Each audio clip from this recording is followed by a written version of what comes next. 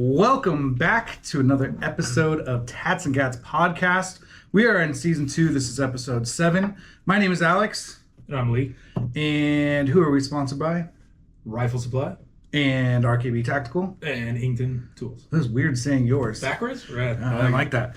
We are here in Huntington Beach, California, filming at Rifle Supply's podcast studio. Thank you. And we have some very special guests today. These are gentlemen that I met through tattooing. We have Dusty and Duward. Say hello, gentlemen. Hello, gentlemen. Yeah. Awesome, man. We're very excited to have you. Appreciate you guys coming out onto the podcast. Before we jump into it, as always, like, subscribe, comment, all that good stuff. Like bad comment, like tag like everybody you know and hate, like your baby mamas, your baby daddies, maybe your grandma. She probably like us. Alex is kind of cute, you know. It's all Grandmas do love me. All right, gentlemen, I don't know if I pre-warned you about this. My bad if I didn't. We do typically start with a EDC pocket dump if you want. Share what you carry and any good stuff like that.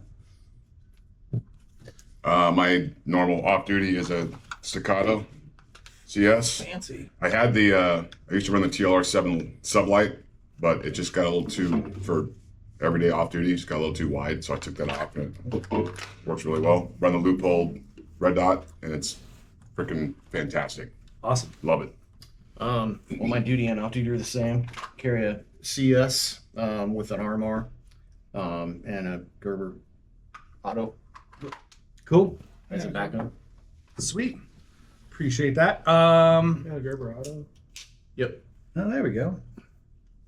Cool. So we usually start too with a little background on yourselves. Introduce maybe a little bit about your careers, what you do, what you've done, who you are, anything you want to share. The floor is yours. We, Duward and I met in the Marine Corps. We were both at Washington, D.C., 8th and I Barracks in early 91. And I was on a body bearer detail, and Duward was on the silent drill team. And we both lateraled into counterintelligence, not knowing either one of us lateraled into counterintelligence MOS. And we got to our MOS school at Danic, Virginia, where SEAL Team 6 is. Can I say that? Yeah. You can say They don't whatever really you exist. want. You already did. That's where Dev Grew is. So we met there, and I saw his name on the roster, and the rest is freaking history, as they say. You're like, hey. And I left out. I mean, just your career after that. Well, so I did 4 years as a CI guy. Duward did a lot longer. He retired as a CI guy. He went from, well, you can tell that story. Sure. I got out and became a Torrance police officer. So I've been a Torrance police officer for the last 26 years, and I'm on my way out towards retirement now. Awesome. And how long were you in the military? 8 years total. Wow, that is quite the career. It was pretty interesting. That's awesome. How about you, Duward? Originally from San Antonio, Texas. Kind of lived growing up all over the country. My dad was kind of a nomad. And then I joined the Marine Corps, like right out of high school. It was always what I wanted to do. Obviously met this guy there when we were in Washington, D.C., and then we went to school together and terrorized our fellow classmates for 3.5 months. Yes, we did. And I stuck around.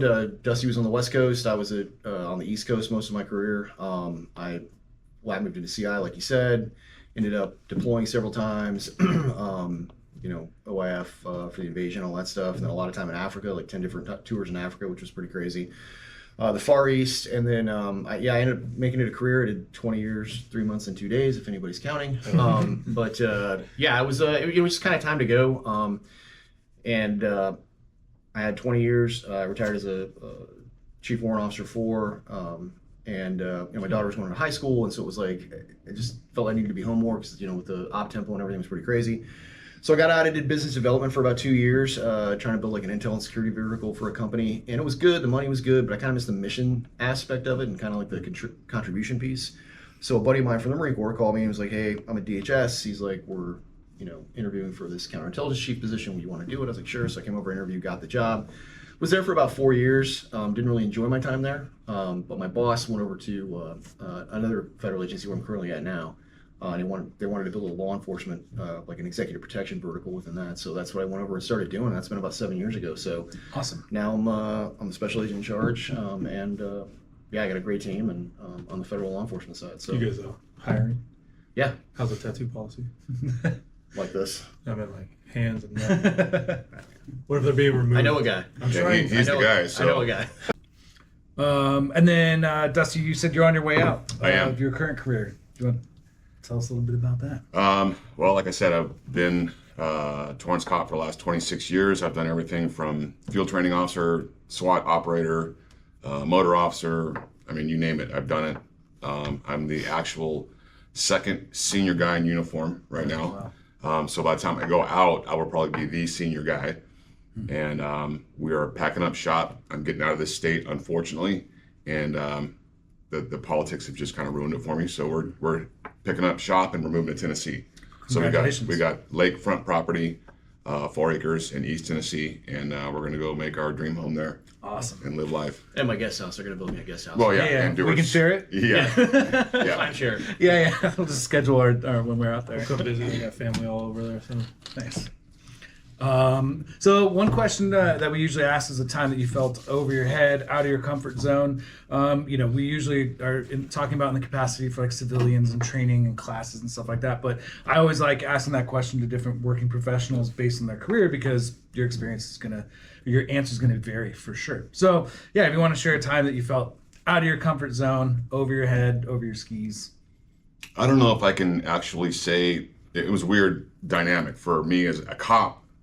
Wise, anytime I put that vest on in the morning, I literally felt like I was putting on a fucking shield of armor. Like I was protected. I could do the most badass things and not even worry about being hurt or injured or taken out. Never felt that at all. So during my police work in 26 years, I've never felt like sketched out. A couple of operations in the Marine Corps when we were CI guys, there was a situation that I got compromised. That got a little hairy. For a few days, and then we were able to E&E out of there and take care of business. So that was the only time I would say, even minutely, I was a little bit compromised and felt like, oh shit, this is going south. Can you say what country that took place in? It was in the Middle East. Okay. Yeah. And so you're compromised waiting, and your boys are on the way. Yes. Yeah. And then we took care of business once my team got there, and we left with literally like rubble, like dust coming up from these mud huts. Like literally, it was pretty insane. Wow. Were you there for that as well? No. Okay. So this is you guys were both in CI though? Yeah, Yes. but on separate units, separate coasts. Gotcha. Yeah. Oh, okay. So did you guys ever work together though? Beyond Thank God, no. No. We wouldn't have been doing this podcast if he and I would have been deployed together. Probably still be in limbo From federal for prison, war yeah. crimes or something. What do they say? War crimes only count if you're caught. That's right. That's right.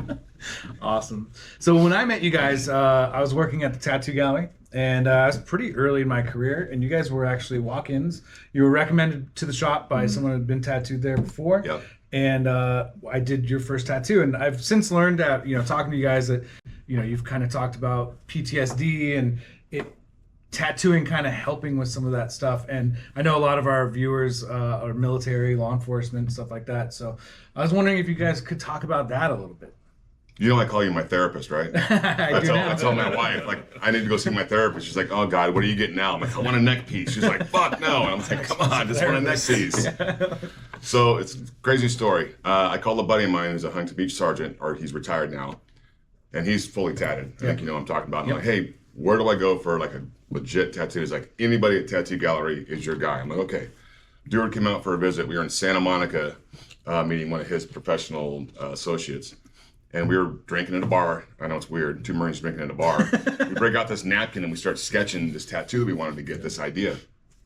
Put it on a napkin.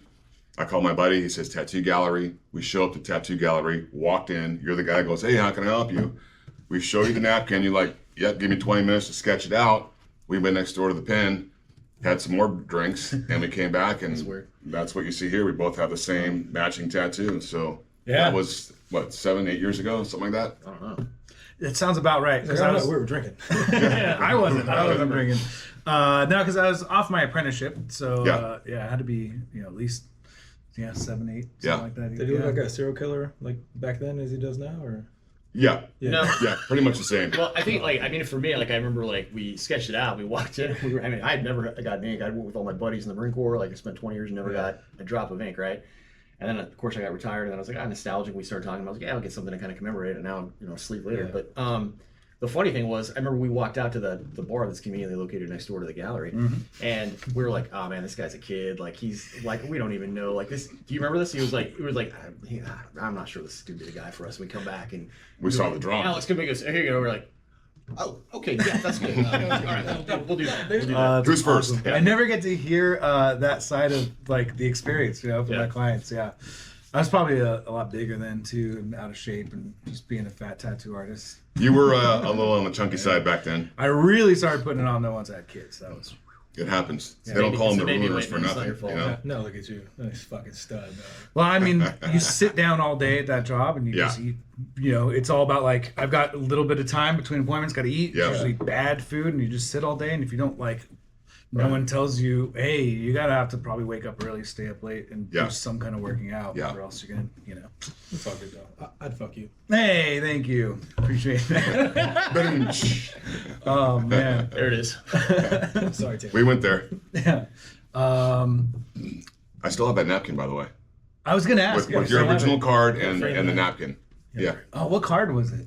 I'll have to look. Because I've gone through a bunch of different cards. I'm curious. Yeah, it's not the Costco card. Not the Costco card. The rip off on Costco. By the way, their copyright lawyers want to get a hold of you. Good luck. It is covered under parody law. Yeah. I'm not a competitor of Costco, so I can change their logo. Yet. Until they start doing tattoos. Then I'm fucked. Yeah. Right. Get a hot dog and a tattoo. Disneyland did that, remember? No, that was fake. Yeah, whatever. Yeah. I found out the hard way. I made a video about it. And the internet was like, "You're an idiot. That was fake." You're like, I am big. You whoops. guys just follow me. Yeah, that is true. It's your guys' fault. Okay, so then I did it. The next time I tattooed you guys, I don't know if you guys want to. If you don't want to talk about it, just say nope. But I remember you guys were a little late for the appointment, and the PCH. Yeah, I'll talk about that.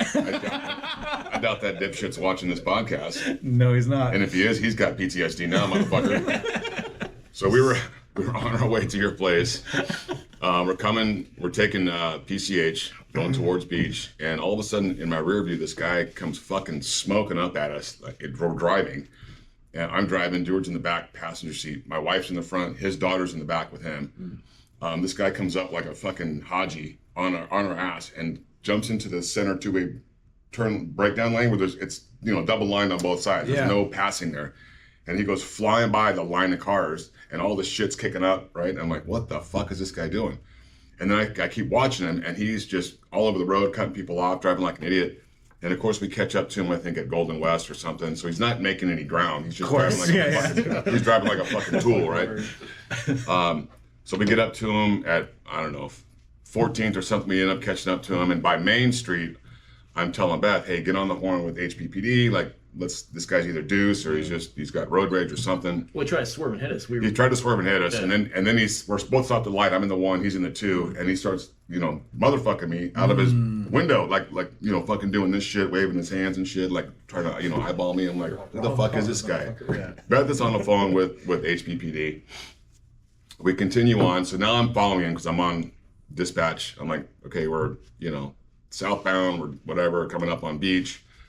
And all of a sudden, we just passed beach, which is our turn to your place, and he just dives over. He brake touches a couple times, right? He dives over to the breakdown, the bike lane, and just slams his brakes on. So I come over, slam my brakes on, and we're probably 3 car lengths back. And he jumps out of his car like Billy Badass and comes freaking walking up towards my driver door, like reaching in his waistband. I'm like, oh, fuck this. So Dewey's like, to his daughter, hey, get down. And I tell Beth, tell those units to roll code 3. And I freaking jumped out, gunpoint the dude. It doesn't stop him. I've got a gun in his fucking forehead, and he's still like got the crazy eyes. That's scary. So I may or may not have scraped some forehead skin off on my gun sight, and we put him on the ground in the number 2 lane of PCH. And by this time, Duward's out of the car coming around, and we're both just fucking going assholes and belly buttons on this guy, just fucking this dude up. And by this time, he's quit. He's like, and his fucking face is all bloody, and units roll up code 3. This guy's hands cuffed, and I'm like, oh, I should probably wipe the skin off my front, sight. Thank God I did, because then the cops checked it. He said the quiet part out loud. Yeah. So. Well, but he kept like we had him on the ground. It was like he was a taller guy. Yeah. And he was wiry, right? So he was like, I don't know if he was on something or what, but he kept like going up, and I was like, we were like, stay down, and he kept rolling his head. And all I remember was he would raise his head up, and I would punch him, and he would turn the other way, and he would. It was like a game of whack-a-mole or something. Yeah. The craziest part was, while this is happening, like traffic is like stopping and people are honking and stuff, and this guy comes running over the berm right from the beach side, and he's like, to Dusty's wife Beth, he's like, who's the bad guy? She's like, the one on the ground. These two guys are cops. He's like, all right, so he jumps on. He holds the guy's feet, but this is like how you know this guy was definitely a cop, because he's like holding the guy's feet, and when the markies show up, it was like, Yeah, he's like, Yeah. I was like, where'd that guy go? Where's our witness? He's gone. it's pretty funny. So then at the end of it, the cops had him handcuffed like a couple cars away. And we're getting ready to leave because we're like, hey, we got a fucking appointment. We got to go. They're like, all right, give us 1 second. And then the guy comes back and is like, he wants to apologize to you guys. We're like, tell him to fucking suck a dick. So we jumped in our car and just took off. Never saw that guy again. And supposedly he was a National Guard He was deploying or or something. whatever. Like that. So he was, I'm like, what a tool bag. Yeah. Well, the one cop was like a former Marine. Yeah. They He split was us totally up to cool. interview us and stuff. Yeah. Like, he's like, he's like, hey, so what happened? So I started going down like the line of black of like, he was showing like aggression and blade against, like all the same. He goes, stop, man. He's like, just tell me what happened. I'm like, all right, this is what happened. He's like, all right. And he goes, I saw your tattoo. Everyone was like, yeah, it was. He's like, yeah, I was able to go. I was like, all right, cool. And like, that was it. So. Yeah. My favorite part of that story when you guys told me, I was just like, that guy probably, is just on whatever he's on, doing his thing. I couldn't think of two worse guys to do that to and run into like that. I was like, man, what bad luck for that guy. Well, I bet he changed his ways after that, right? Yeah, I mean, hopefully. you get your ass kicked, you learn, okay, I shouldn't do that again, right? Yeah. Let me tame my fucking road rage down a little bit and just drive like a fucking normal human being. So, Yeah. Well, I mean, but like, the dangerous part was so my daughter was sitting right behind Dusty, and as a father, that was my first instinct, right? It was like he's because the guy came out, he was crazy eyed. Dusty said, him a cop, pulled his gun out, and the guy he stopped for like this millisecond, and then he like you could see like the process. it of his didn't eye. register. It didn't register. Yeah, well, I think he did, but I think he was like, fuck it. And he just charged. And that's when I was like, because I thought he was going to shoot at Dusty, not that I don't love you, but maybe hit my daughter, you know what I mean? So, I came out of the front of it like that, and we just kind of met this guy, like, Right in traffic. Yeah. right in traffic. I mean, we were like in lane 3, right, with this guy in the middle of traffic. So. Wow. I mean, that's precious cargo. Anytime I have my kids or wife sure. in the car, it's like, Yeah. I'm gonna like reduce my aggression. Yes. But like, if there's a threat, I will be Right. hyper responsive Sure. because, Yeah. it's my kids. You can fuck with me all you want. Yeah, right. Yep. Yeah, exactly. Threaten my kids and my wife. 100%. Yeah, that's wild. It reminds me, I did a ride along when I was 16 with my dad, and the first call was a crazy guy in a parking lot, and we were the first ones there. And at 16, I was like, "This is intense, dude." We're, rolling coat. He's loading his Yeah. beanbag shotgun. I think because I don't know. Yeah. And he gets out of the car. There's a whole shopping mall of people watching this guy with his shirt off, going crazy. My dad jumps, "Get the fuck on the ground!" Points the beanbag shotgun at him, and the guy gets down. And after it's all settled and stuff, and we get back in the car, he's like, "Well, it wasn't that crazy. He knew to fucking Yeah, stop when exactly. a gun's pointed at him." Yep. But your guy sounds like you Yeah. didn't get the message. What I like is your dad was loading the beanbag shotgun, rolling code 3, driving with his knees. Yeah. Right? Yeah. Yeah, That's how we 100%. do it. Yeah. Yeah, we were eating lunch, and it was just like, "We gotta go." I was Yeah. like, "Oh shit, that was a fun ride along." I did a ride along with you. Yep, you did. Yeah. Yep. Do you remember any of You, it? you were the expert of that one weirdo that did some sexual thing, right? And I'm like, well, here's the sex crimes detective right here. And Alex is like, looks at me and I'm like, ask him anything you want. So Alex just starts running with it. Yeah, the guy had tried to solicit a sexual favor on online Yeah, or some app. WhatsApp or something. Yeah. And then you had filled me in on the way there. Like, usually it's just people trying to extort. Yeah. But he said that, like, the person said that the cartel was going to come Yeah. after him and stuff. But yeah, we rolled up and you're like, "This is Detective Coulter with the sex crimes unit or something." I'm like, "Yep, yeah, I am. Yeah, Well, what's up?" All this weird shit. Whatever happened to like Craigslist, like men seeking men? Like, come on, man, it's fucking. It is Pride Month. Yeah. Please, so, it's okay. But by the time this airs, it won't be. Oh, Pride that's Month right. every month. Shout out to Pride Month. Pride Month every month. We're strong enough. Oh man. Yeah, there's another one on the ride along, the crazy lady.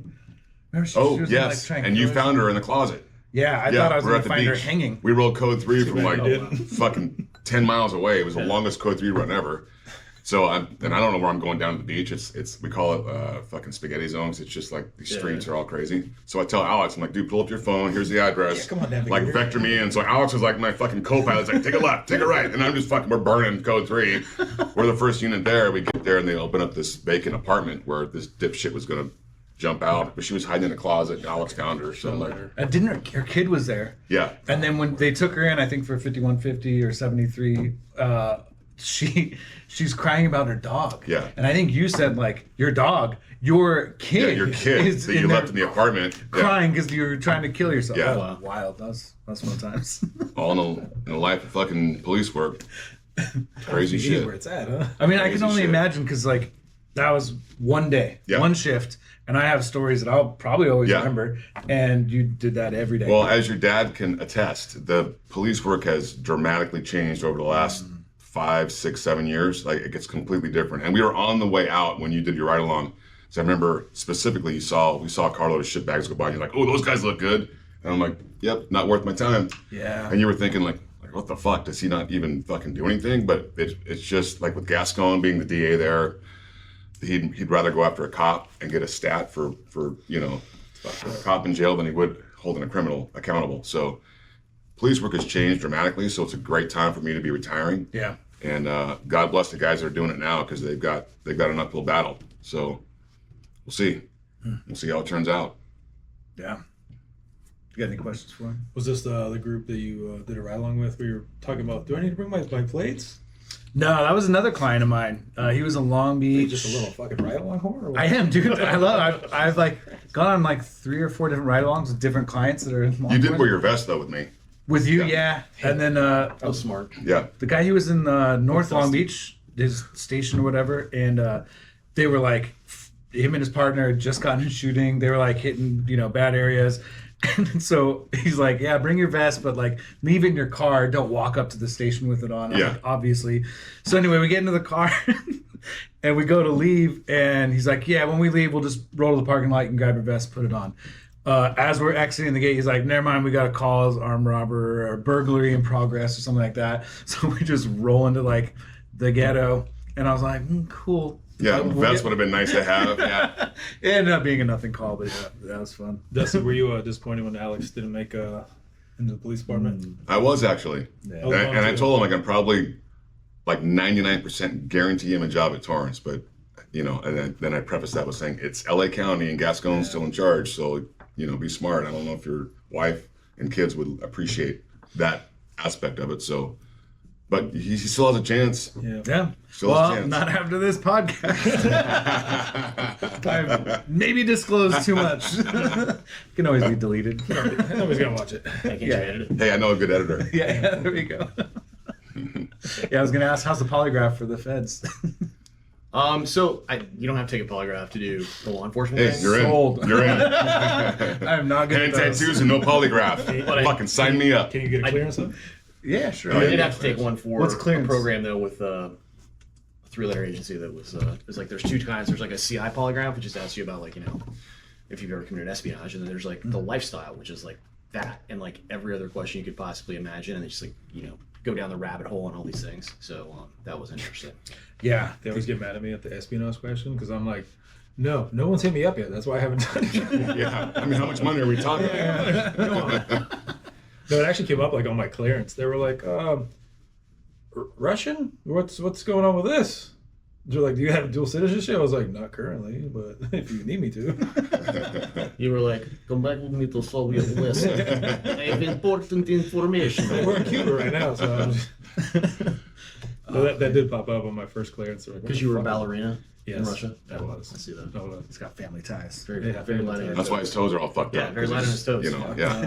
Doing the Michael Jackson. Toes and stars, it's fun. Oh man. So they don't do a lifestyle one, just a. No, they don't do it. Like, I mean, not for like typical federal service. Sometimes you're getting into like a polygraph is if it's the agency that requires it, right? As a baseline, or you're going to be in what they call a SAP, a special access program, and that's like they're all code worded kind of things, and they're very specialized and kind of niche. But I mean, people get really freaked out about them. But the We biggest both thing had is to do one relax. for our CI clearance. Okay. We both had TS and above clearances. Lots of people don't realize that there's clearances above TS, but there is levels above TS that are there that we had. You probably still have it. I don't know. Yeah. Are those higher, Allegedly. Do you want to know about the aliens? Oh yes. are those higher ones like still good for the same amount of time, a decade? Or? Yeah. Well, Well, yeah, no. I mean, like not, you got not a decade. the TS is like the access, right? And like with SCI, that's the compartment and information piece of it. But then there's like SPCATs or programs above that, right? Those are the code word kind of things that you're read into for different, need to know. If you need to know, right, and you have the clearance, you get read in. A lot of people have TS and they don't have any need to get read into some of these other programs. So, they don't. So it's like there's just kind of. I can't wait for his answer for the final question. I do like the technology side now, because before I'd have to keep like my original packet with all my answers, and now she's just fucking auto-filled in. I was like, oh my god, where the fuck was this been? Yeah. Yeah. Your book this thick, you're like, oh fuck, what's the answer for that? Fucking keep this, because you'll never know like who you sat next to in college. Well, like I don't fucking know that shit. Like keep this packet, put it in the safe. You're gonna need it in 10 years. I think one thing, like, for most like people that spend any time in like the IC or the intelligence community is like the underwhelming nature of like what you think this clearance is going to give you access to and what you think you're going to find out, and then what it actually is, right? And it's more about like how the information is collected a lot of times is why it's classified, and not necessarily what the information is on its own. But like sources and methods and things like that, right? That's kind of what is what needs to be protected. Like when we were in the field, doing human intelligence and like running sources and getting information from humans, right? That's very sensitive, obviously, because that person may only have access to that specific piece of information. If that gets out, that information is known, then him, his family, whoever else could be in grave danger for that kind of stuff. So you got to protect those things. It's really important. We on the last episode with Austin Hancock, he was talking about protecting John McCain when he came to Iraq, and he said, it's like, as the person that was doing his security, he found out like day of, hour before, minutes before. Yeah. So it's probably kind of like what you're talking about. Well, I guarantee he worked a lot with the head teams that were out there. Yeah, I think he did. They said that, yeah. Yeah, that's what Duward and I ran. Cool. The teams, the sub teams out there doing that shit. Awesome. Yeah, it's human intelligence exploitation team. Later on in the Marine Corps, like in Iraq, HETs were like heavy equipment transports, so there was like a lot of confusion about whether you're going to get a truck show up or a team of dudes with like fucking beards, bad beards and outer rig haircuts. Did you guys get to use nods and all that stuff? Anything like that? In Iraq, but I mean, honestly, like we're attachments. I mean, like there's high speed stuff you do, but I mean, like at the end of the day, I mean, we both started out as O3s in the infantry, and so like it's everything you do is like to support that trigger puller, right? Every piece of information you gather, every like source you recruit. If you lose focus on the fact that that's what you're there to do, is to protect that PFC, that Lance Corporal, rifleman, machine gun or whatever, like you're losing the dot, or you never had it to begin with, right? So I mean, the thing about CI is interesting, and I don't know if it's still the case. I mean, I've been retired 13 years now, which is insane, but in the day, back in the day, it was like you had to go to a formal board before you could lateral move from Northern West, and they wanted like sergeants, but they would take like senior corporals on a case-by-case basis. But I mean, it was really hard to get into initially. There was like 117 Marines. That's both limited duty officers or LDOs when they used to have the warrants turn into like captains, warrant officers, and enlisted for all three, 1 MEF, 2 MEF, and 3 MEF. Now I think we've got that at a company, right? So I mean, like, the need during the GWAT for like intelligence and ISR and all this stuff just kind of exploded it. And so there's been a lot more kind of throughput, but it was very, very difficult. In fact, we laugh about this. I got recommended with reservation when I moved over for the thing, which was probably right. Yeah, knowing you now, yeah, they were probably right. They were right. They knew what they were doing. They fucked up by letting you through. Well, they asked me like if they asked me to read this map called a jog air, where you measured like distance and time and stuff like that. I'd seen like the regular Marine Corps map, like the 1 to 20, the 1 to 50,000, whatever. I'd never seen this map before. And the president of the board stepped out to go use the head. One of the staff sergeant goes, "Come here, dummy." He's like, "So if this is this and this is this, what is this?" And I'm like, "A map?" He goes, "It's this," and I'm like, "Right, it's that." So he comes back, the captain of the board, this guy, staff sergeant, he goes, "Yeah, sir, you found it. It's fine. Good." All right. Okay. I don't think you believe it. Well, see, the thing of it is when we're considered old Corps, right? I think we're just old. If that's the term. When Duward and I were doing tactical counterintelligence, the Marine Corps were the only branch doing tactical counterintelligence. This is before 9/11. after 9/11, all that changed, and all the services came to us for training on how to do tactical counterintelligence in the field, like running sources. Nobody did that but us. Oh shit. So they were all doing like their investigations, like, you know, the Army CID and all that, like, you know, NCIS, all that kind of shit. But that's like pretty much law enforcement investigations. They weren't doing tactical collection like we did. So now at Nimitzi in Dam Neck, Virginia, all those services started coming to our schoolhouse for a 6-month. I think they abbreviated it, right? Probably for them. I don't know. But we started training those guys on how to do tactical counterintelligence. Cool. Yeah. So it spread the wealth out, because after 9/11, that we realized, you know, CIA doesn't share with the FBI doesn't share with the, you know. Yeah, there's a lot of stovepiping going on in the AC in general, but in the Marine Corps it's a little bit different, because you know, in the Army, if you have a CI guy, it's one person. And if you have a human person, that's another person. It's two different separate MOSs. In the Marine Corps, they combine the two, and they throw we absorb like the interrogator translator MOS. So the interrogations, counterintelligence is more of a defensive type of thing, right? And then human, which is more of a kind of the raw collection piece. But yeah, cool. That's right. Yeah. Another question we usually ask people, and it's what is an underrated aspect of training that you see people? Kind of two parts. Something that you see people focusing on that's unnecessary, or stuff that people are not focusing on that they should be. And, you know, typically we're talking about within the firearms world, you know, training, that type of stuff. But, you know, it can apply to anything, life stuff. Yeah. I don't want to hurt anybody's feelings out there. Hurt them. But a lot of stuff that I see, just having, you know, done the stuff that we've done in the Marine Corps and then being a cop for the last 26 years, I try to slim down my everyday carry as little as possible, because I know I'm not, like, that's why I took my light off my gun, because I'm not going to be, I don't plan on doing fucking building clearings, and I'm not working. This is strictly for a defense mechanism, right? This is all shit goes bad, I know that I'm going to be good, my family's going to be good. So I try to have the slimmest signature possible. I don't carry the, you know, med kit on me and the knife and the, you know, the fucking bazooka in the back pocket and the, you know, all this stuff. I just carry one firearm. I don't carry extra mags. That's just me. It's my personal thought.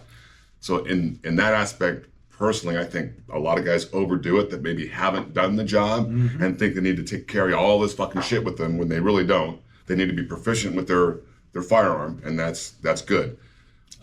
Something that maybe they lack, in my opinion, are the simple act of just dry firing. Getting proficient with picking up your sights and just practice dry firing, dry fire. It just makes target acquisition so much quicker. And now with the red dot sights, it's even better. Yep, for sure. I mean, for me, echoing on what he said, you know, train like you fight, the old cliche, but naked. True. Yeah. Just a light coat of CLP and some flip flops. Yes. But I mean, they're shower shoes. Okay. Yeah. Whatever, man. I'm retired. But I think like the big thing is that, and we're guilty of this too, you know, in my program, we're trying to like kind of morph this a little bit into more reality, is that, you know, you go to the range and you qualify, right? And it's like the same kind of thing. The course is, you know, it's the same course, you know what the course of fire is, you know, like whatever, and it's timed and things like that to try to induce a little bit of like stress accuracy. But I think two things, like people either try to go too fast because it looks cool, right, before they've got the basics down. And the other thing though is like the qualifications and ranges, they're kind of set up to the fact where it's like safety is paramount, which it is, but it's not really realistic, right? Like imagine like what the likely scenario is. I mean, for what, you know, I and my team do in our job is, yeah, we've got like a med bag in the vehicle. We've got an AED. We've got an IFAC kit that some of the guys carry like around their ankle, with like a tourniquet and some other stuff in it. We got like the decontamination kit and stuff like that. So we've got the triage capability, but that's kind of second order effects, right? The first order effects, the most dangerous, most likely, is somebody's going to come up with either an edge weapon, a gun, or something like that, and you're going to be standing there watching. But it's that reaction time, right? Mm-hmm. And it's like the kind of that muscle memory. Smooth as fast. So smooth as fast is a foundation, but at the same time too, like, are you training that way? No, you're sitting there on the train, you're standing like this, right? You're gonna come out of the holster and like, it's not really realistic, right? You gotta think like you've got milliseconds to react. And so I think that's the kind of stress training that you should do or practice, is like not being ready for it, right? And if that means like maybe morphing the range, still taking safety into account obviously, but also making the range a little bit more dynamic and more realistic, that's good. And keep that separate from the qual course you need to shoot to stay proficient, like for your score, but like real everyday kind of like, you know, real life shooting. So I like that. Makes sense. We get that a lot. Like we'll train with our SF buddies in they'll be like, yeah, that flat range shit's cool, but it's like it's not real. Yeah. Yeah. He's like, they're not, those targets don't shoot back at you. Right. Yeah. You know, he's like, KD courses are just good for marksmanship Yeah. only. That's like it. it's like cool. Like Fundamentals. we know everybody can fucking put holes on paper, but like let's put some movement into it. Let's get some cover while we're fucking reloading. Like let's get the breathing going up and down. Get a little bit of jogging in there. go run 100 yards and come back and do this fucking Yep. drill. And Yeah, and one thing, it's like what you said, and Mark from First Defense, you know, says this in the classes. Like, you know, you start, or like if we take someone out, we're, you know, working with someone that's maybe newer at shooting, right? You know, you work on the fundamentals, kind of build up a certain level of skill, and then like I think it's super important at some point in the class or whatever you're doing, training day, do at least one where it's like pretend your life is in danger. Like how fast would you pull that fucking trigger? Do that at least once, you know, because like you said, it's not going to be this like, okay, all the time in the world, slow draw, acquire sight picture, boom. Like train at least a couple where it's like, how fast realistically would you pull that trigger, and how fast would you move, and all these things. Right. If you're How many rounds are skipping off the dirt, right? Until you get the gun up enough to like, oh fuck, there's my target. Yeah. I get that a lot where people are like, oh, how do I get faster? I was like, fucking dry fire for years, target acquisition, find your fucking dot. Like, they're like, I want to fucking sub-second draw. I was like, well, fucking practice. Yeah, practice. Everybody just sees the highlight reel on Instagram and they're like, oh, you're so fast. I want to be there one day. I was like, fucking come spend some years dry firing late at night in your garage. And 100%. Yeah, and you can train. I think with firearm training, you can isolate so many different things. Dry fire is really good for, you know, target acquisition, your draw stroke, your reloads. Like you can do a lot with dry fire. And then there's tactical stuff that you usually can't do as much with live fire because of safety concerns. And then there's live fire stuff that isn't necessarily going to be as realistic tactically, and you kind of have to like work all of them separately to hopefully combine into a. The best thing that I've done in our training is when we're doing those live fire drills, the range master will pop our mag out and put a couple dummy rounds in there, and then you're doing the oh shit movement, and then you really see your gun dip, or you're like fucking mashing the trigger because you're like, fuck, I'm fucking stressed, and you don't realize, you don't know if it's 3 down or 5 down, or you know, it's the next round, and you're like, oh fuck, okay, got me. Well, that's right? the perfect shit when you're stressed out and you got to clear a malfunction. 100%. Tap, rack, bang, right, get back on target. Yeah, keep moving. At that pistol competition, one of the guys got it was just double feed, like nothing crazy, but he like stopped. It's like, can I start over? It's like, no, stovepipe it, rip it out, and keep going. Fix it, you know, like go. But that's where I just did a pistol competition, and another thing with that. And kind of speaking to what you're talking about, there's like one where it had a simulated hallway, and at the very end was a target, and then you started here, and there's like a corner, you engage these targets here, and then there's almost like a T intersection hallway, and then there's another target here.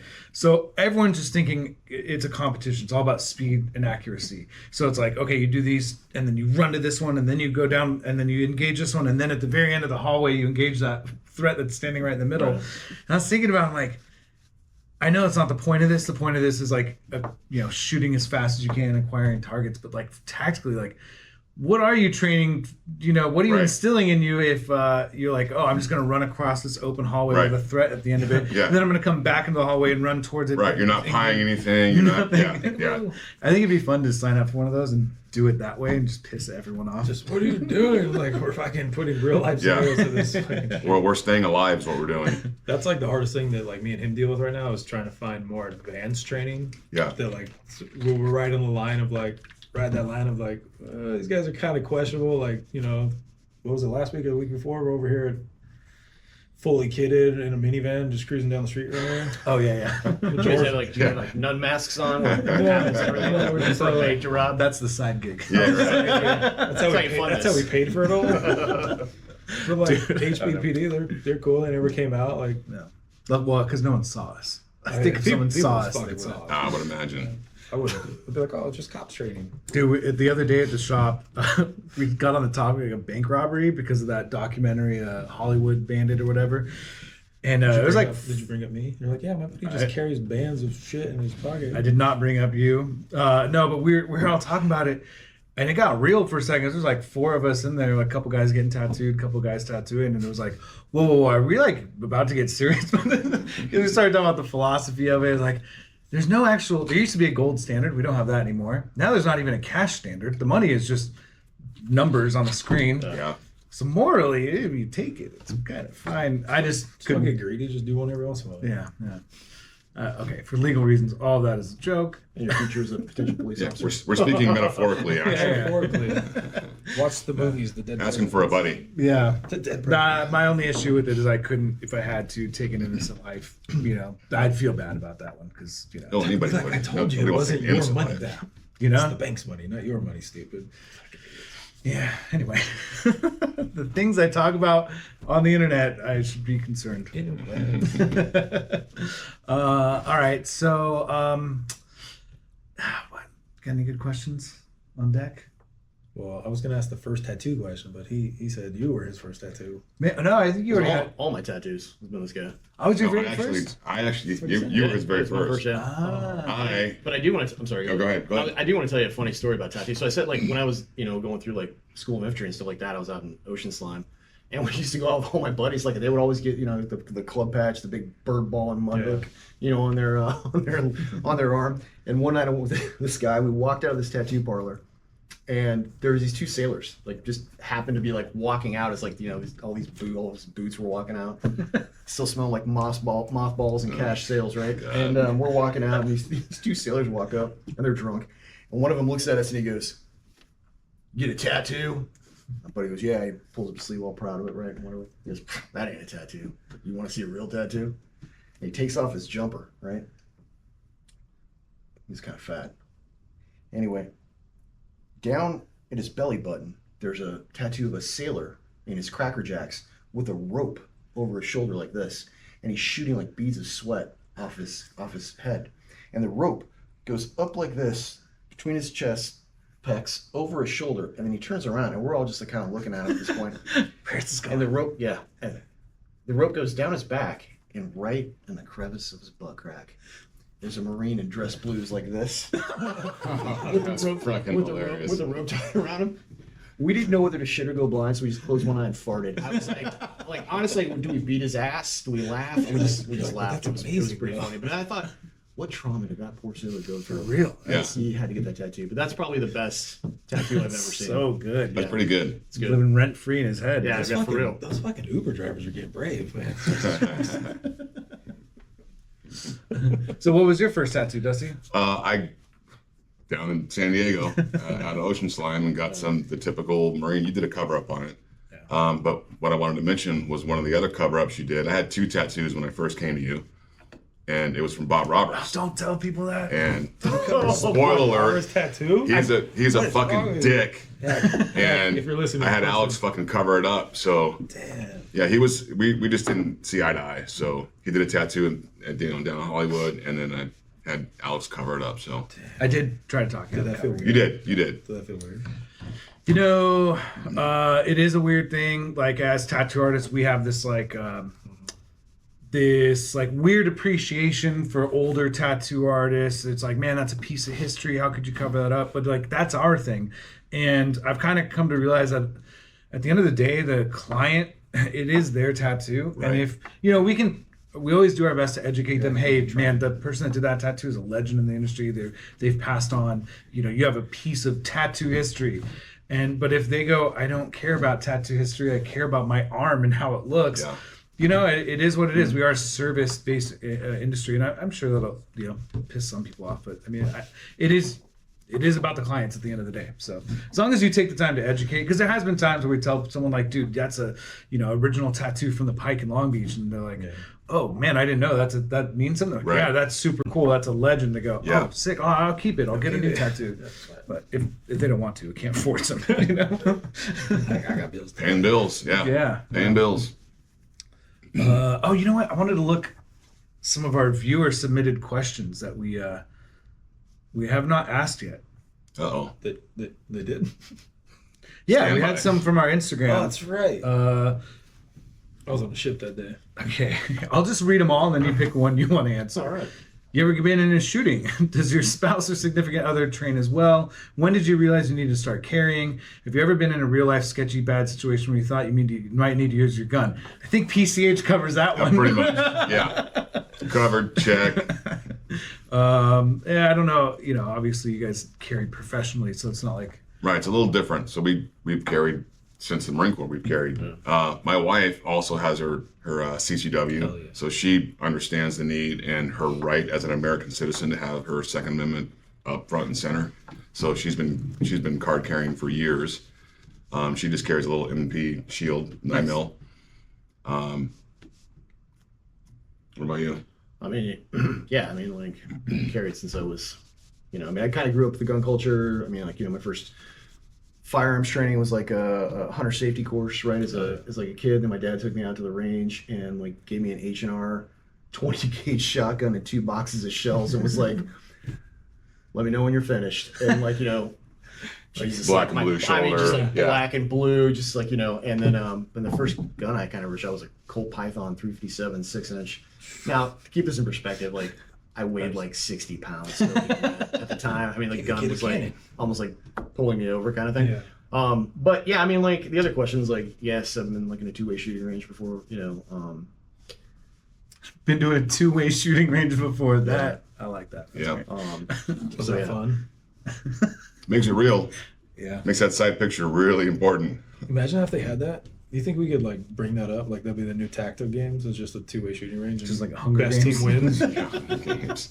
It's like World War III. It's like the new live show because everyone's in fucking chaos. So, 2-way shooting range. That'd be awesome. Where do you, speaking of that, okay, where do you guys see like this whole firearm industry, training industry going in the next 5-10 years? Or since you guys are military, where do you see like that going?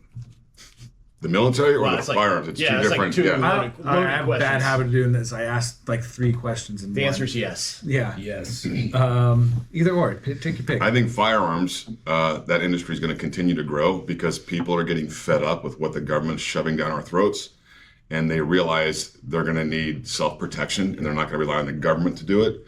And to do that, which is exactly how we won our independence from fucking the England, is arming ourselves and fucking standing up for our own rights.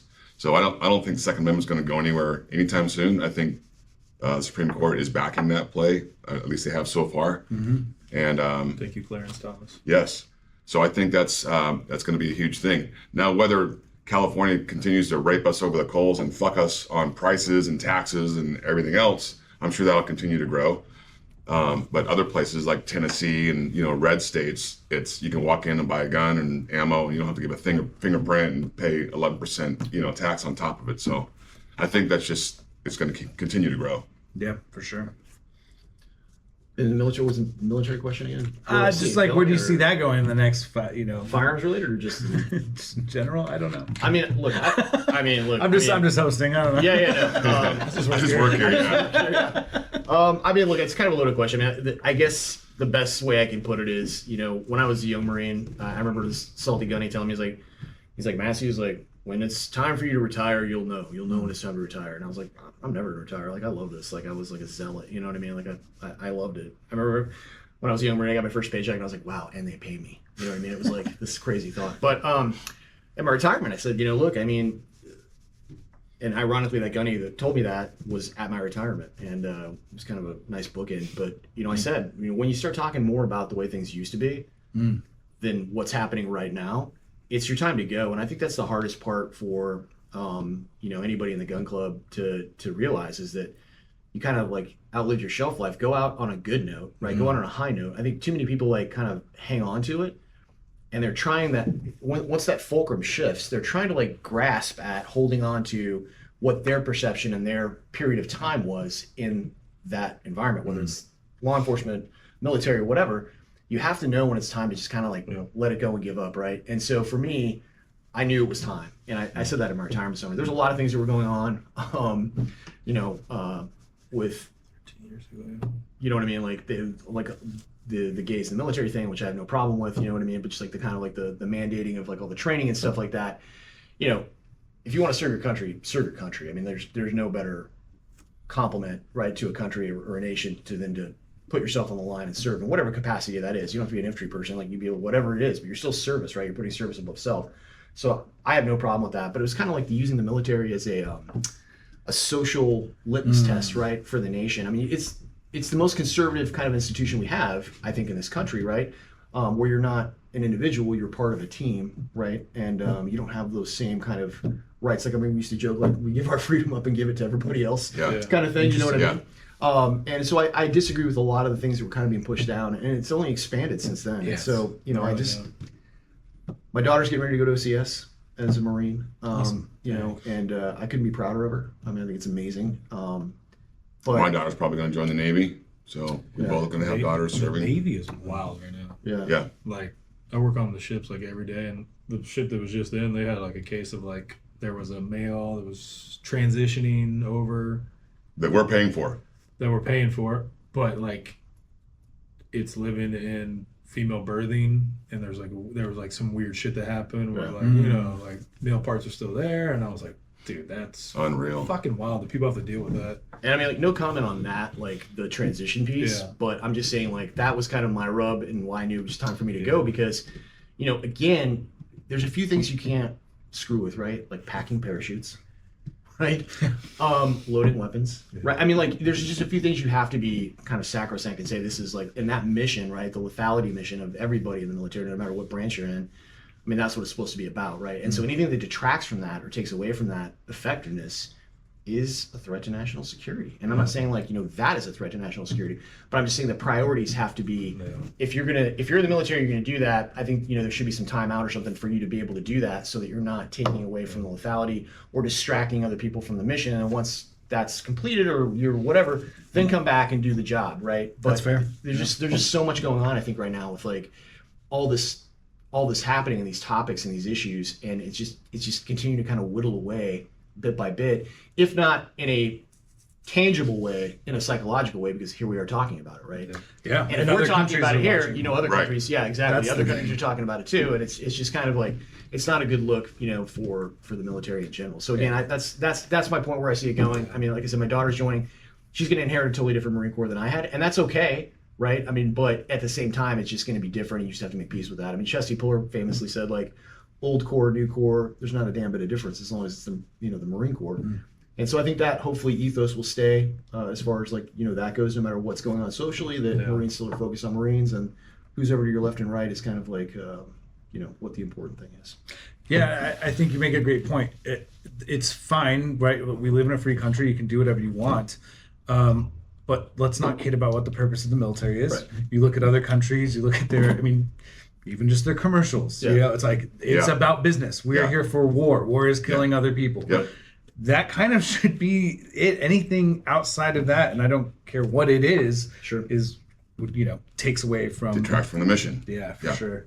But back to what you're saying too about like retiring and you know, I think the hard part for a lot of guys, you know, in law enforcement, military, even in just any career, as men typically, our career becomes our identity. Right. You know, like for me as a tattoo Right. artist, like it's part of my identity. I am a Christian, I'm a husband, I am a father, and I'm a tattoo artist. In that order, you know, like in that importance, right? So when you have to walk away from that, that's been your identity for so long, I think that's where it gets really tricky and hard for a lot of men, you know? Couldn't agree more. Yeah.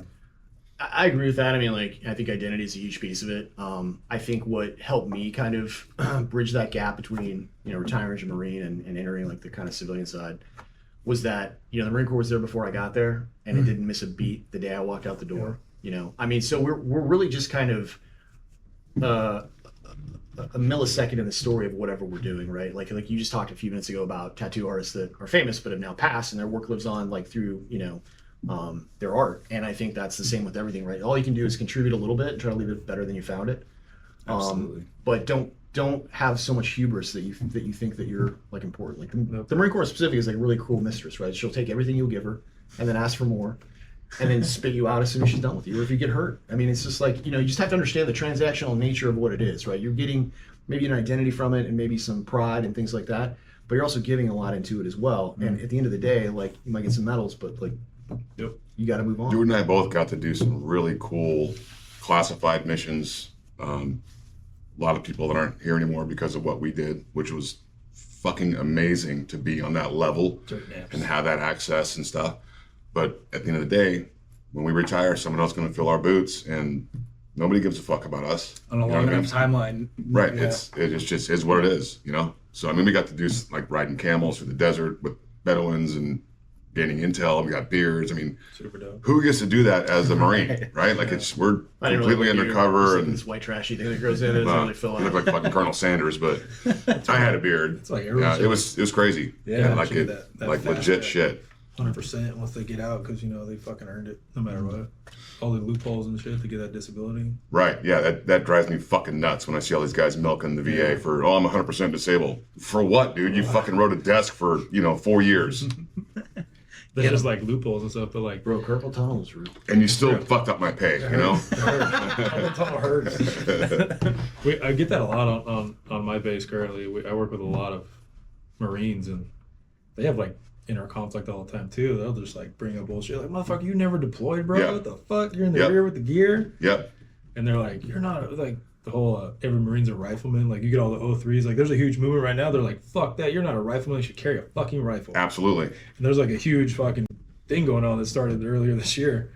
They're like, riflemen are riflemen. The rest of you are just in Yeah. the back. Yeah. I remember when I was getting ready to consider getting out and becoming a cop, I had been deployed like 11 times in 4 years, like just fucking back to back to back. And the thing is, like with Duward and I, when you're good at what you do, the Marine Corps fucking uses you up. So you get more missions and more deployments and like, well, you ran this team here, so why don't you go and do this one? Like you're like, fuck, dude, I just got home. Like 30 days out, you're going back out, you're pumping back out. So I was so fucking tapped out, but I loved, like Duward, I loved every fucking, I was good at it. I loved it. I just fucking lived, ate, breathed shit Marine Corps. My wife, on the other hand, was pregnant with our first daughter. She's like, look, I'm all about it. I know you love it. You're good at it. You promoted really well, but our daughter won't understand that. Yeah. So I'm like, fuck, I don't want to be that dad. So then I'm like, well, the only thing I can do is be a cop, right? And I got right on within like 30 days. They're like, we want to give you the job, and I'm still an active duty Marine. So I had to stack up all my terminal leave to start the academy. Yeah. So it just, worked out perfectly. That's perfect. And then, speaking of that, I didn't have any PTSD for like 10 years. Duward stayed in and didn't deal with that either. And then like 10 years, it hit me like a fucking ton of bricks because I just changed. Duward coined it perfectly. It's like, dude, you didn't change missions, you just changed uniforms. So it didn't really sink in yet. And then I guess it started wearing off, the shit that we did in the Marine Corps, something. And all of a sudden started having some nightmare issues and stuff until we got this first tattoo with Alex. And it just like mind-boggling. It just fucking worked. Yeah, and I've had maybe 3 since we started getting the LSD that he infused. Well, that too. Yeah. He's just a great dude to drop talk in to, the water. man. Like you talk to him, like you feel like you've known him forever. Like, Yeah. We met online and in a fucking In-N-Out parking lot. Was that the Facebook thing you're talking about? Yeah, The Craigslist, like Craigslist, seeking men. Men seeking men. No, we met in the fucking In-N-Out parking lot. Yeah. You're like, I drive a minivan. It's cool. There's room in the back. It's room in the back. Oh man, Room for activities. that's great. Yeah, I'm gonna have to. Was there that transition from military to law enforcement? I mean, was it difficult at all, or No. I mean, it was just a breeze. Yeah. It total breeze. Like during breaks and lunchtime and shit at the academy, we went to back then we went to Orange County Sheriff's Academy, which was full stress, yelling in your face thing. They would always pull us aside, the Marines, and go drill these fucking guys, teach them how to fucking salute. They'd kick me out of the office in the morning for going in for flag raising because they're like, Garver, get the fuck out of here. Send somebody there, idiot that doesn't know what they're doing, because we're done letting. You're doing it every day, right? I'm always volunteering. I'll do it because everyone's like, oh, I'm afraid, right? All the Marines would go in and take care of it, do the drilling, do the saluting. So they just use us to square everybody away. That's awesome. Teacher's pet, yeah. We're trying to be like honor grad. Yeah, pretty much. That's great. My philosophy is always like, get the gentleman's B. Don't try to go for the average. The gentleman's B. Just Gentleman's do B. enough to We're on a graduate. curved grading system here. C's get degrees. That's where I came from. That's right. That's good. That's good. I Everyone's would know afraid that. I'm of a voicing public the school flag. boy myself. Yeah. Private school guy. I didn't go to private school. I did. Oh, you Up did? until 8th grade, yeah. Fancy That's what's pants? fucking wrong with me is I hit public school and at 9th grade I was like, girls And it do warps what? you. Girls Yeah. do what? Oh, were you all boys school before? No, I was mixed, but I graduated 8th grade with 4 people. Really? Oh, shit. So you're homeschooled? Should have been. Super private school. Super right. Thanks, Mom. I love this question too. You guys ever experience an ND or any kind of firearm related accident? Either? No, but I love that you call it an ND because there's no such thing as an AD. There's no accidental discharge. It's always negligence. So I haven't ever I haven't ever been around a Marine when one happened, but when we were with the 101st, sorry guys, I did see one there, and it was kind of a funny story. Where, like we were rolling out of the gate. We were up in Mosul during like it was April of '03, and we're rolling out of the front gate, and they had just come up from the south to replace us, and we had like a clearing barrel and stuff at the airport, which is where we were kind of bunkered down, and we're rolling out of the gate, and as soon as we like clear the gate, like I rack my M4 and my pistol and go condition, what we call condition 1. Mm-hmm. I guess the Army uses color codes. And there was the warrant officer who was replacing me. Replacing me. The warrant officer was in the backseat of the Hummer. There's the driver, and there was this captain who was like, I think maybe it was like the S2 Alpha or something. And we roll across this thing, and the captain goes, "Whoa, whoa, whoa! What are you doing, Marine?" It's like, fucking going condition 1. And the warrant officer's kind of chuckling. He goes, "Oh yeah, sir, that's what they call condition red, or that's their condition red." It's like, oh. So we need to download that weapon. I was like, there's only 2 ways that's happening. I run out of ammo or we turn around. Like, I'm not, whatever. Yeah, fuck yeah. And so we roll along like this awkward silence for a while down the story. He's like, well, we start getting into the Ville. He's like, you think we should load up too? I was like, well, I mean, I've been shot at like every time I come out here, but I might be biased, but yeah, Maybe. I don't know. Can so you shoot? so we loaded up. We come back to the clearing barrel. Same dude has an ND. So it's like, yeah. So that was my funniest ND story. What did he do it into the clearing barrel? Yeah. Okay. So it wasn't that bad. I had a cop I mean, it was shameful. on our department that ripped off a M4 round in the parking lot. Yeah. So that was good. So, of course, as cops do, our military guys, we took the shell, fucking drilled it out, put it on a dog tag, and he had to fucking wear it for like 6 months. He's a- And yeah, fucking idiot. Yeah. There you go, buddy. That's was like awesome. that's like the time at the barracks when I forgot my ID card for like meal. Yeah. Do you remember this? Yeah. And they gave me a brick, Yeah. like an actual brick, and I had to tape my ID card to the Yep. brick, then color it camouflage so it fit in, and I had to carry this brick with me for a Yep. week every time we went to jump. I remember So I that. forget it. It was pretty great. Fucking amazing. Hazing is amazing. Hazing is amazing. Dude, we got the shit hazed Oh, yeah. out of us. That at was the barracks. like, yeah. I mean, my first night we get there, it was like Christmas, right? Yeah. Get off the plane, and we think, oh, we've already gone through boot camp and like infantry school and all this stuff. Like, we're Marines now, right? No. We show up to the barracks. Fucking stand by. We go Let to the the- fuckery begin. Yeah, we go to the barracks, and it's like, we're all in our, like, alphas, like our green, pickle suits or whatever with our one ribbon on. I think we had like a national defense stuff. Yeah. And so we get to the barracks, and this guy comes on the bus, and he's like worse than any drill instructor. He's like, get the fuck off the bus, man. So we run, and it's like there's a stairwell that goes, we had to go 5 stories up the stairwell, dragging our sea bag in our service uniform, get up there, and they're just like freaking out, make us dump our sea bags in the middle of this one barracks room, and then run around in it to mix all of our clothing and belongings up.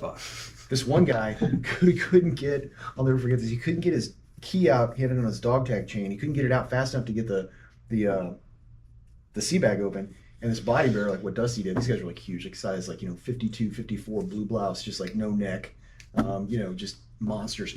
He grabs it, grabs the padlock, and rips. And if you know anything about a sea bag, how dense and he rips the top of the sea bag off like a Hershey's Kiss. And this guy's eyes, his name was Scooter, if you're listening, from Oklahoma, and he just went. His eyes just like dilated, and he was like, and I think everybody was scared shitless at that point. They just screaming, yelling. They put us in our mop gear. We had to go to the bathroom, like they call it hot boxing until we like. Oh, yeah. I mean, it was like the stuff they did there, like in the early '90s. It was on 60 Minutes. I mean, it was like. But that was bullshit. It was Buell amazing. and Yeah, fuck yeah, that guy. Now it's Fuck like, I that need guy. to save space. Yeah. Well, now they probably would do that.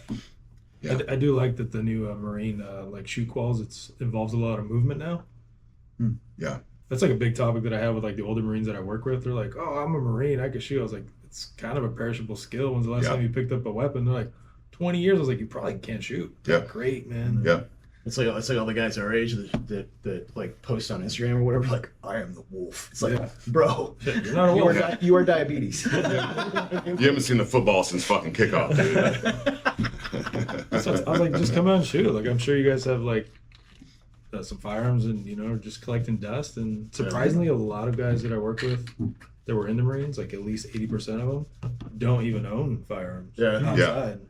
I was like, Well, I mean, I think to me, that's there's like good. this dichotomy, right? I think once you like, and look, I mean, here's the deal, right? Like we all know, like people in the military, like your job may not be Yeah. handling A guns. warfighter, yeah. Like I mean, like in the Marine Corps, like I think statistically, and I may be wrong. I'm sure somebody on the Instagram comments will tell me, but like I think it's like 1/3 are actually like trigger pullers, Yeah. and the other 2/3 are support, right? I mean, like it takes like 3 support people to support every rifleman in the field, right? So I mean, like when you think about it from terms like that, there's a culture of the military, but then there's like the gunfighter culture that I think is really specific, right? To your point earlier about like you're not a rifleman unless you're a rifleman kind of thing. And so I think that's kind of something to keep in mind as well. It's like a lot of Marines, a lot of Army, a lot of whoever, like they were in the military for that moment for those 4 years, whatever it might be, but they didn't really like fall in love with like the gun culture kind of thing. And then I think the GWAT specifically has really, I mean, exploded kit. Yeah. Like, people that are just enamored with like the idea of the way that silhouette looks. It's on like all the t-shirts, it's on all the stuff.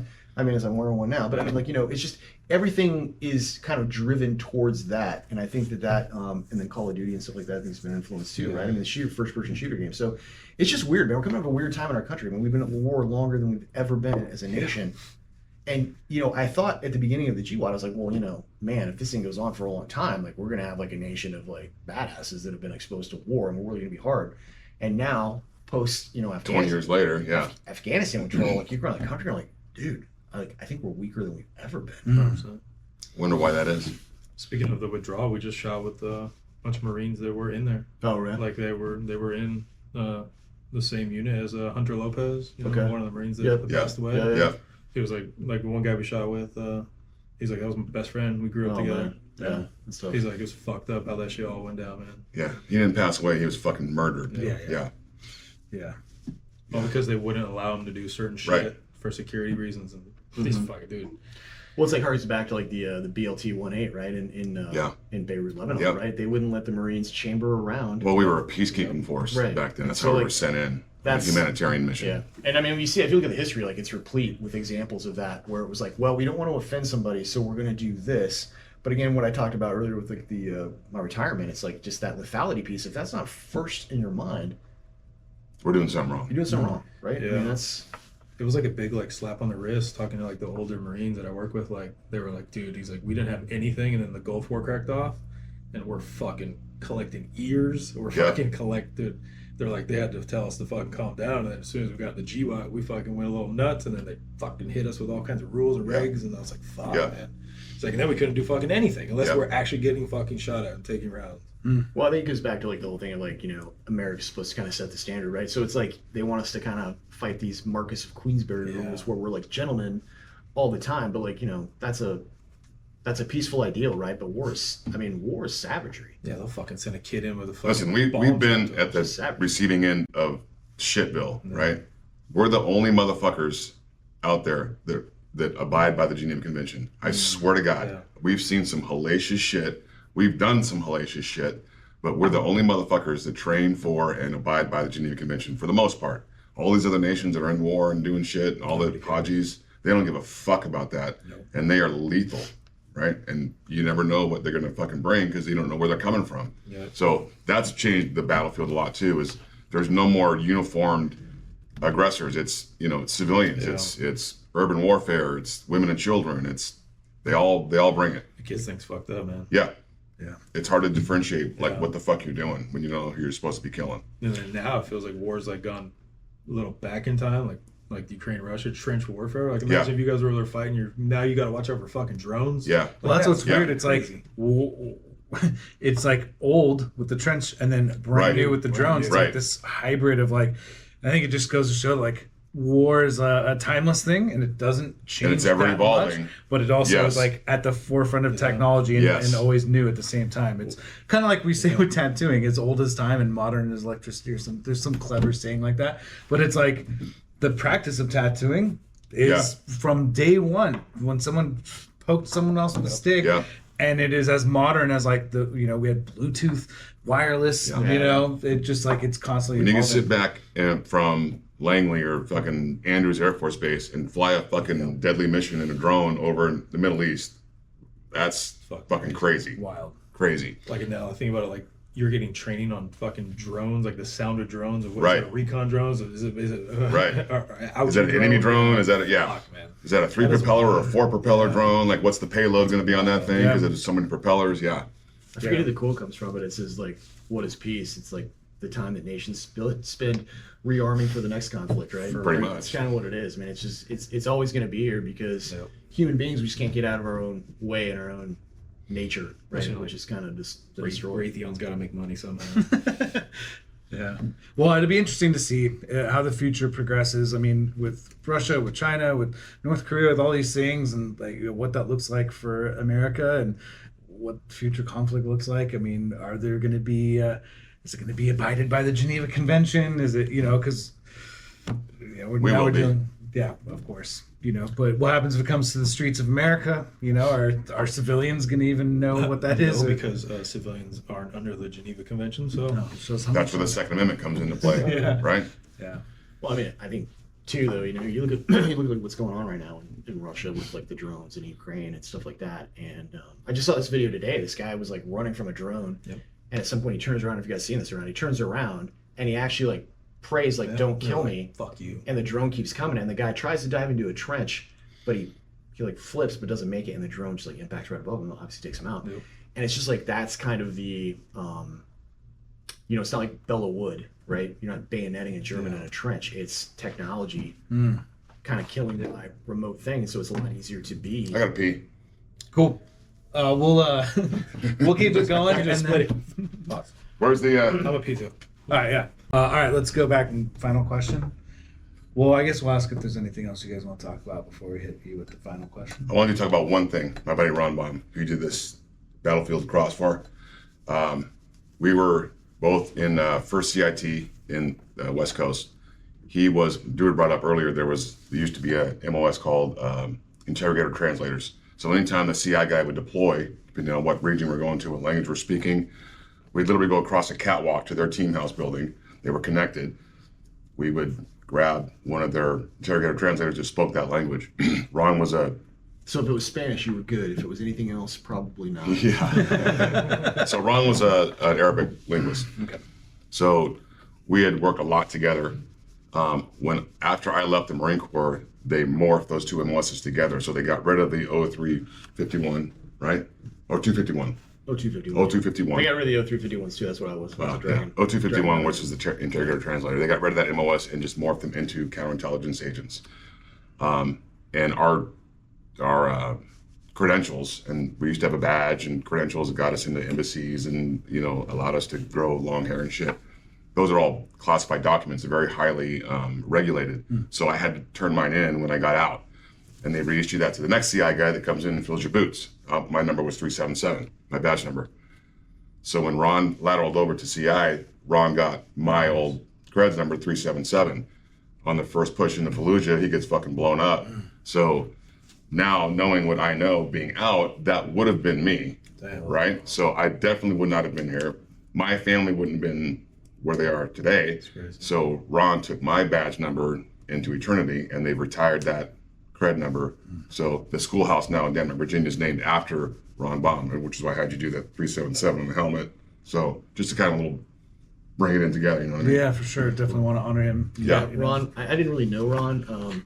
I came back. I think I was a new warrant officer, and I'd come back from like my first kind of, or maybe it was my second deployment, and I was the operations officer of the team house on the East Coast. And That's a we good had like story. we had like the bullpen there, and something happened in the world. Like the news was on, and all the Marines were kind of standing around watching like whatever it was, and I forget what it was at the time. And I had never met Ron before. He'd come from SEER school, Survival, Evasion, Resistance, and Escape. He was an instructor up there, and I think in Brunswick, and he'd come down to Camp Lejeune, 2nd CI team. And so, I'm just fresh back off deployment. I'm walking around. I got my coffee cup, like a good warrant officer, and I'm like, I walk over to see what the Marines are all looking at on the TV, and I got my hand in my pocket, right, in my camis, and I'm drinking my Which we coffee. used to call Army gloves, by the way. Yes. If And so, your hands in your pocket, they're called Army gloves. And so Gunny Baum's standing next to me, and I see he's like watching the TV, and I see him do one of these like, "Sir, I'll walk around this company all day, telling these Marines to take their hands out of their pockets, and here you are, a chief warrant officer, with your hand in your pocket. What am I supposed to tell him?" It's like, "Well, Gunny, guess you should tell him to put him for warrant officer." And he didn't think that was too funny, but for the little bit of time I got to know him, I was very very impressed by him. And his actual OIC, a buddy of mine that I'd gone through, actually we'd gone through CI Nichols that we Yeah. went through CI school with. He was his warrant officer and took him out. And I mean, the way that Ron caught it was, it's never good, but it was really really bad the way he caught it. And he wasn't the only casualty that day, but yeah, it was tough, you know, and his team leader took it, you know, very tough as well. And, yeah, it was bad. So I was glad to see the schoolhouse get named after him. Yeah. And, you know, I know his family's still out there, but every year on his anniversary, we toast him. So. Yep. Last time I was back in Virginia, every time I go out there, we hang out with Duward. We took a trip to the Demency, the Dam Neck, to see the schoolhouse because we haven't seen the new schoolhouse, or I hadn't seen it, right? We wanted to see the new Ron Baum dedication stuff. So the OIC, the school, came out, gave us challenge coins, took us in the classified areas, and showed us all of our own team pictures and shit that we had in there. They're cool. you know, classified shit, but it's back in this room. It's fuck, and you're looking at this stuff like, oh yeah, I remember doing that. I was a badass then, and you know, it just brings back memories. Like fuck, we should do this shit like for real. Yeah, you know? yeah. Back in the day. Yeah, back in the day, in the old core. That's your reminder to take your Advil. Yeah, exactly. Or my Viagra. Or both. Hey. But I do give you guys that though. Like the Marine Corps, it's probably one of the only branches that you'll see like, dude could be fucking 18 or 80. It's that level of respect is always there. yeah, It's not like that in other branches. Yeah, it's like the saying, like where there's two Marines meet, there's an inspection Yep. that takes place, right? And you know, It a happens reunion, downstairs. and an inspection is what they say Yeah. takes place, right? Even if you don't know. In fact, we were in the supermarket the other day. We saw some guy wearing some Yep. guy in a like scooter, had his fucking Marine hat on. Marine hat on, you know. So that's like, yeah, definitely true. That's awesome. So we have one final question that we ask every single one of our guests since the first episode, and it's one of our favorite questions. It always gets a different answer, and I love hearing it. What do you see as the greatest threat to our country currently or in the near future? I can without a doubt say Joe Biden and his minions. Like literally, that's it. That is the paramount thing that's happening right now. Is the whole leftist push. I mean, you look at anything. I don't care if it's Joe Biden or not, Donald Trump or not. If whoever votes to protect America and put American interests first is going to be the victor. Joe Biden and all the people that follow him are not doing that. So they're destroying this country from within. Everything they're doing is against the American value. So I think that is our monumental threat that we all face right now. If we don't take something back in November, I don't know if we'll ever see the America that we grew up in, you know? Yeah, for sure. Why'd you go Democrat then? Tax purposes. Tax purposes. Buyer's remote. They are good for the unions. Buyer's remorse. I mean, for me, I was saying this 20 years ago, but it's identity. We have an identity problem in this country. And, you know, you look back and you think about World War II is always an interesting time, right, in our history because you had all these people that like immigrated from Europe and then went right back to fight in the country they just left because they believed so much in America, right? Or they believed in the causes that were going on there, ancestrally, familial, whatever. But I think there's a problem with this kind of resistance to assimilate into American culture and want to bring whatever your culture is into this country and then recreate it here and expect it to be like that country here. I mean, I'm not saying the traditions and the cultural aspects of like what makes you right, your historical whatever, but it's like there's no shame in assimilating into America. I mean, you know, it's what makes us strong is that we're a nation of immigrants, right? I mean, we all came from someplace else to get here, and so I think that that's our strength, but it seems to be viewed these days as a weakness or a detriment to pledge allegiance to the country. You know, I mean, I see it all the time in my job where people are protesting, and to me, that's as American as apple pie because it's like, dude, you're not happy with the government, you're not happy with something, speak up. That's your right, right, as an American citizen. But the fact that like there's no buy-in to that, it's kind of like I want all the good things, but I want to pick and choose like what I bring on, you know, as somebody that lives in this country and lives under these programs, these laws. You can't pick and choose. It's like you got to be like an American first, and then everything else is kind of secondary. Well, that used to be the case. Immigrants that would come here would be privileged to learn English, right? And they all spoke English and they read English. That was a privilege for them to live in America and have the dream, right? Oh yeah, how many second generation people do you know that like like, oh, you don't speak Spanish? Right. No, my parents refused to Right. allow us to speak Spanish because Absolutely. we moved here and moved to America, and it was Or Chinese or Tagalog or Yeah. all like you go down to LA and these street signs are written in fucking foreign languages and the DMV tests are broadcast in like 30 different languages. It's like, what the fuck are we teaching about being American? Like we're just giving it away. Just catering. Yeah, we're catering, we're caving. Well, I think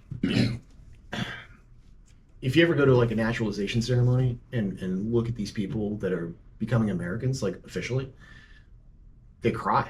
I mean, they're so happy and so grateful to be here. They have to take a test. It's a hard test. It is a hard test. They know more about American history We do.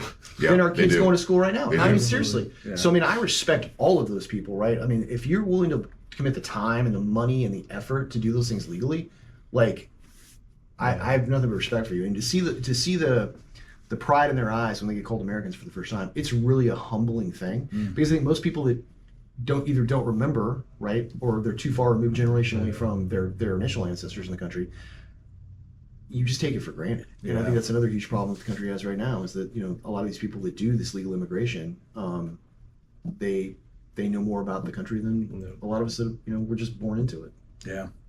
and take it for granted, which is another problem. Yeah, for sure.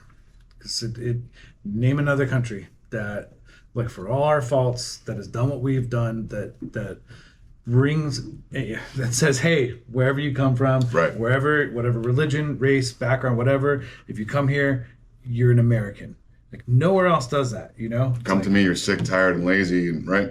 yeah. The whole thing. And with the opportunities that anyone can come here and work to achieve within one generation something that would maybe have never even been possible in the country they came from. And I can't think of another country that does that. I can't think of another country either that has hundreds of thousands of people lining up to get into it, Yeah. right? Other than America. Yeah. Fantastic. Fantastic, gentlemen. Anything you guys want to plug? Any social medias? Any final words you want to impart? Anything like that at all? Yeah. Yeah. No, he said no. What? The book. Yes. Oh, This guy's writing a book. Oh, Hello. what? nobody wants to read that. I do. I better be in that motherfucker. Well, I mean, you have to be. Plausible deniability for all the bad things. Yeah. Blame it all on you. Are there pictures in there for some of us retards? When I'm a Marine, so I'm gonna write slow because I know most With a people crayon? read slow. Big crayon. No, I mean, I'm writing a book right now. In fact, I'm meeting with my agent Thursday for lunch out here. But yeah, I mean, it's like it's not one of these things where it's a self-aggrandizement or like a vanity project. It's just I had some very unique experiences. Among unique experiences, I was kind of a shit magnet in the Marine Corps, and so I kind of got started on it because when I came back from Liberia, it was during the Civil War. I came right out of Iraq, went to Liberia when they were ousting Charles Taylor, and when I came back, this think tank wanted to interview me for like some of the lessons learned and kind of stuff like that. They were doing this project. This PhD named Louise Rasmussen, a really nice lady. She wrote this book called Save Your Ammo. And basically it was a compendium of like 250 vignettes and just kind of lessons learned from working culturally across boundaries with different countries. And the prerequisite when you had to be like multiple deployments in different theaters, working directly with like host nation or local nationals. And so she called me one day. She's like, hey, that thing I was working on the project, it's a book now, and there's like an audio book. So I'm driving back from Texas, and I have like too much time. So like I downloaded the thing, and like the first thing is like 2 clicks, Chief Warrant Officer Duward, Massey, blah, blah, blah. And like this whole story is about the introduction for the book, and it's about when I was in Liberia. We were like on the ground collecting intel, and the embassy was kind of under siege. It was a crazy story, but we ended up in this rebel compound like 5 miles deep behind like bad guy land. And Liberia was like it was like Escape from New York meets Stripes. It was like the craziest, scariest place I think I ever was. And anyway, this kid comes up to me in this rebel compound. It's me and these other Marines that have been in Iraq with me, and he walks up to me, and they used to smoke this stuff called lion's breath, and it's like kind of like a mixture of like marijuana and like crack or something. And Sounds right. It's like the cot that the skinnies, the smallies used to chew, and just gives them like superpower strength. You know, just out of the. well, they just, I mean, Let's bring that to America. they Yeah. feel like invincible, right? Oh, dude. So this kid walks up to me in flip flops and a shirt that said, "I want to be a millionaire." I'm just like, it's Liberia. You can't make this up. And so he walks up to me and he's got an AK-47 slung across his back. He's got a bandolier and he's got this bayonet. And he walks up to me and looks me up and down from like my helmet to my boots and back up. And to paint the picture, it was like just me and this other Marine. Literally, the embassy was like, we would leave the embassy every morning, and the ambassador, a guy named John Blaney, would be like, he would call Colin Powell, sex tape. He'd be like, the Marines are getting ready to leave the wire. You know, can they go out? And it was like yes or no. We never knew why they said yes or why they said no. But Monrovia was kind of like here, and there was two rebel armies kind of coming down to force Charles Taylor out. One was like the Model, and the other one was the Lurid. Liberians United for Reconciliation and Democracy, like a big lofty name. Yeah, lots of raping, looting, and pillaging. Yeah, exactly. Not sure about democracy, Yeah. but anyway, they were coming down, and so there was this bridge that went over. And you guys you may have seen like the images, like there were guys with green AK-47s and wearing like the K-POC flotation vests, as like bulletproof vests. Yeah. And like guys dressed up in like wedding dresses because they believe in animism there. So it's like this weird thing where it's like a bullet would never kill a bride on her wedding day. So like they would wear like crazy stuff. Or the AK-47 being painted green, it was like confuse the bullets. They believe this stuff. It's just you can't like reason with this. So we went over this like the bridge. It was kind of this like kind of apex bridge, and we drove over it. Well, the Liberian flag is very much like the American flag in the sense that it's got the stripes. But it's got one big star instead of like 50 little ones. And they see themselves as the 51st state. I mean, they really believe that. Oh, wow. Because the history of it is, not to digress too far, but the history of it is that James Monroe, after the Civil War, purchased Liberia. And that's why Monrovia is named for President Monroe. So a lot of Liberians that came back from slavery, from the Civil War, and settled there, they're named George Washington, Thomas Jefferson. They speak English. It's the official language. So it's this like weird, it's this really weird dichotomy of like, this affection that the Liberian people feel towards the U.S.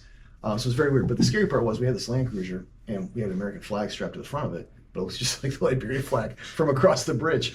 So the defense attaché, this lady named Sue Sandusky, she was a colonel. I mean, this woman had balls so big that she had to carry them in a wheelbarrow. I mean, this woman literally was afraid of nothing, like nothing. And so she would call them on the other side and said, "Hey, we're coming over. Like, don't shoot us." So the first day we went, this bridge had been like the choke point, had been contested by the government forces, the rebels.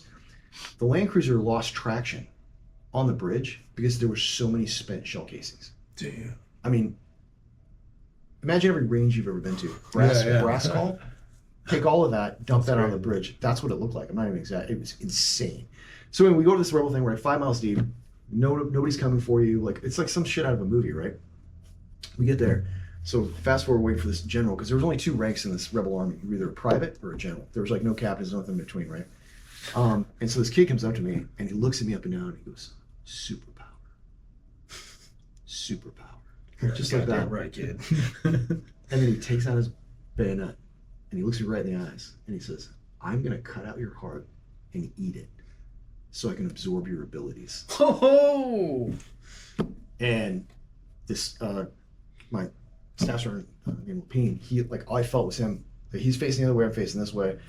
300 of these child soldiers right are in this courtyard, and our Land Cruiser's out there, and like all I feel is him back up into my back, and you just hear click click, and the weapons come off safe, and I was like, "Fuck, this is it. Like this is it. Like I'm a fucking. Get some This kids is it." today. Right? And I was like, and so yeah, it was crazy. And so this child soldier walks up to me, takes another step, and I was like in this like weird position where I was like a shoot no shoot, right? Because I'm like, yeah, I can take him out. But dude, there's like 300 other kids here with like RPGs. There's like a technical out there with a Dushka on it. Like, we're not getting out of here. Yeah. And so I'm like, man, what am I gonna do? So what I did was I took the muzzle and put it right on his nuts. And I said, I wish I had some great like 80s catch line, like some Terminator catch line, but I was like, I don't think so. Like, right. And I was just like, man. And it was like maybe 30 seconds. It felt like 30 minutes. It was like, just time slows down. Like you get that kind of like tunnel vision, whatever. And he looked at me and like his eyes were just cracked out, right? They were like red, but like yellow with like this kind of like Jaundice. malaria jaundice. I mean, because like malaria down there is like the flu, right? they just operate with it. And I probably had COVID. that's where it came from. It couldn't be COVID. There was no mask. Yeah. But anyway, yeah. And then he kind of laughed and went, and then put the bayonet back. And like that was it, I took a breath. But anyway, that vignette ended up as like the introduction for this book. And so it was like this weird thing where like my story wasn't really my story anymore. It was out. Yeah. And that kind of opened up like the floodgates of like, well, I mean, if this is the intro for this book, maybe there's other things that people would find interesting. Like from like my time on Marine One with like President Bush, like I was there for the whole second tour of his thing. We traveled with him like overseas in the States. There's a lot of great stories from that. Silent Drill Team, like some hazing stories and some crazy stuff from that. And just from the CI piece, there's a lot of like kind of human stories and stuff like that I'm sure will get redacted. But And name of the book is. it's a working title, so All right. I was gonna call it Eagle, Cloak, and Dagger, Nice. but it's too niche. That's what my publisher said. It's too niche, so I gotta. We'll see. They're gonna name it something else, like some dumbass that like traveled through the world and didn't get killed somehow. Like I don't know. A soldier Stay with tuned that. for more. Yeah. Do you have so people can follow up with that? Is there gonna be? Do you have a website? Anything? I mean, I'm on the gram. Okay. Bear BEXAR, like Bear, Texas, Bear Cool. County, _ Buck, Bear Buck. Right. It'll be right there. Yeah. Right there. Cool. Any final words for you? I'm good. Appreciate you having us. Dude, It's thank you been guys fun. so much for coming on. It was truly an honor to get to hear some of your stories and sit with you guys. So we appreciate it. Right on. Thank you. Cool. Season 2, episode 7 in the bag. In the bag. What should people do? Not cancel on us on the podcast. Show up when you say you're going to show up. Oh, yeah. Yeah. Oh, Thank that you. Yeah, we're not even supposed to be here yet, and we're already done. That's Yeah. it. Yeah. Early day for us. Thank you guys, and make sure you like, comment, subscribe, share, all that good stuff. We'll see you on the next one.